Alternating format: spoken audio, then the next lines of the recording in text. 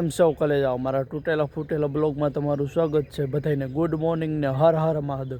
સવારમાં આપણે આવી ગયા વાડીએ ભાઈ, સરસ મજાના જોવો ભાઈ, આ બાજુ છે ઘઉં વાવેલા અને આ બાજુ છે સિકુડા જોવો, અને આ બાજુ છે જો બતાવો રીંગણી બતાવું તમને, એમાં બે રીંગણા થઈ ગયા જોવો ભાઈ, બે રીંગણા થઈ ગયા, એક અહીંયા ને એક અહીંયા।